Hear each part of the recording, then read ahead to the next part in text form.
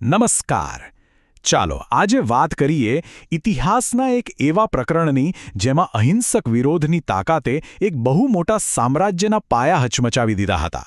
આ છે દાંડીકૂચની ગાથા, એક એવી કહાણી જેણે સાબિત કરી દીધું કે સત્ય અને અહિંસા જ સૌથી શક્તિશાળી હથિયાર છે. પણ સવાલ એ છે કે એક ચમચી મીઠું, ફક્ત એક ચમચી મીઠું આખા સામ્રાજ્યને કઈ રીતે હચમચાવી શકે? આ વાત સમજવા માટે આપણે થોડા પાછળ જવું પડશે અને એ અન્યાયને સમજવો પડશે જેણે આ ઐતિહાસિક આંદોલનને જન્મ આપ્યો હતો. તો ચાલો આખી વાતને મૂળથી સમજીએ. આ બધું શરૂ થયું એક એવા કાયદાથી જે દેખાવમાં તો માનો લાગતો હતો, પણ એની અસર લાખો ભારતીયોના જીવન પર બહુ જ ગંભીર હતી. આ કાયદો હતો બ્રિટિશ સોલ્ટ એક્ટ 1930. હવે આ કાયદો કહેતો શું હતો? બહુ સીધી વાત કે કોઈ પણ ભારતીય દરિયામાંથી મીઠું બનાવી કે વેચી નહીં શકે. દરેક વ્યક્તિએ બ્રિટિશ સરકાર પાસેથી જ મીઠું ખરીદવું પડતું, અને એ પણ ભારે કર ચૂકવીને. વિચારો તો ખરા, મીઠું જે આપણા રોજના જીવનની સૌથી સામાન્ય અને જરૂરી વસ્તુ છે, એના પર પણ ટેક્સ. આ કાયદો ખાસ કરીને ગરીબો માટે કેટલો મોટો બોજ હશે. હવે આવા અન્યાય સામે મહાત્મા ગાંધીએ એક એવો રસ્તો કાઢ્યો જેણે આખી દુનિયાને બતાવી દીધું કે અહિંસામાં કેટલી તાકાત હોય છે. એમને એક લાંબી, શાંતિપૂર્ણ પદયાત્રાનું આયોજન કર્યું, એક એવી યાત્રા જે ઇતિહાસ બદલવાની હતી.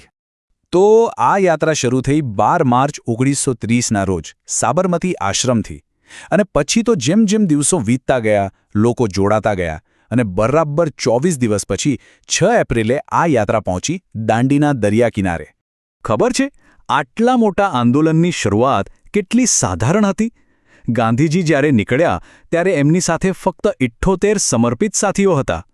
ફક્ત 78. અને આ કોઈ નાની સૂની પદયાત્રા નહોતી. આ લોકોએ લગભગ 390 કિલોમીટરનું અંતર પગપાળા કાપ્યું હતું. વિચારો તો, એમના દ્રઢ નિશ્ચય અને પ્રતિબદ્ધતાનું આનાથી મોટું ઉદાહરણ શું હોઈ શકે? આ 24 દિવસની યાત્રામાં એ 78 લોકોનો નાનો સમૂહ એક વિશાળ જન આંદોલનમાં ફેરવાઈ ગયો. રસ્તામાં જે પણ ગામ કે શહેર આવતું ત્યાંથી લોકો જોડાતા જતા, અને જોતજોતામાં આખો દેશ આ ઐતિહાસિક ઘટનાનો સાક્ષી બની રહ્યો હતો. અને હવે આપણે આવી પહોંચ્યા છીએ એક ક્ષણ પર, એક ક્ષણ જેના માટે આ આખી યાત્રા થઈ હતી, જ્યારે એક નાનકડું પગલું ક્રાંતિનું પ્રતીક બની ગયો. તારીખ હતી 6 એપ્રિલ 1930 અને જગ્યા હતી દાંડીનો દરિયા કિનારો. આખા દેશની નજર ત્યાં હતી. અને પછી ગાંધીજી નીચે ઝૂક્યા અને દરિયા કિનારેથી ફક્ત એક મુઠ્ઠી મીઠું ઉપાડ્યું. બસ આ એક સરળ કામથી એમણે આખા બ્રિટિશ સામ્રાજ્યના કાયદાને ખુલ્લેઆમ તોડી નાખ્યો. એ માત્ર મીઠું નહોતું, એ તો સ્વાભિમાન અને આઝાદીની જાહેરાત હતી. અને બસ એ જ ક્ષણથી શરૂ થયો સવિનય કાનૂન ભંગનો મહાન યજ્ઞ. ગાંધીજીના આ એક પગલાંએ જાણે આખા દેશમાં આઝાદીની એક ચિનગારી મૂકી દીધી. અને ચિનગારી જોતજોતામાં એક એવી જ્વાળા બની ગઈ જેણે બ્રિટિશ શાસનના પાયા હચમચાવી દીધા. આ ઘટના પછી શું થયું? આખા ભારતમાં મીઠાનો સત્યાગ્રહ ફેલાઈ ગયો. દરેક ગામ, દરેક શહેરમાં લોકો પોતાનું મીઠું બનાવવા લાગ્યા. અંગ્રેજ સરકાર તો ગભરાઈ ગઈ. એમણે હજારો લોકોની ધરપકડ કરી, પણ લોકોનો જુસ્સો તૂટ્યો નહીં. ઉલટાનું, જેટલો દમન વધ્યો એટલો જ લોકોનો સંઘર્ષ વધુ મજબૂત થતો ગયો. દાંડીકૂચની અસર કે તે સમય પૂરતી નહોતી. એણે આખી દુનિયાને એક બહુ મોટો સંદેશ આપ્યો, અને અહિંસાનો એક અમૂલ્ય વારસો આપણને સૌને આપ્યો. આ કેટલી સુંદર રીતે આખી લડાઈનો સાર સમજાવે છે. એક બાજુ હતું બ્રિટિશ સામ્રાજ્ય, જે શાસન અને બળના જોરે ચાલતું હતું, અને બીજી બાજુ હતા સત્યાગ્રહીઓ, જેમની તાકાત હતી અહિંસા અને સત્ય. એક તરફ હતો અન્યાયી કાયદો, તો બીજી તરફ હતી એની શાંતિપૂર્ણ અવજ્ઞા. આ લડાઈ હથિયારોની નહોતી, આ લડાઈ હતી વિચારોની, જેમાં આખરે નૈતિક શક્તિ જીતી.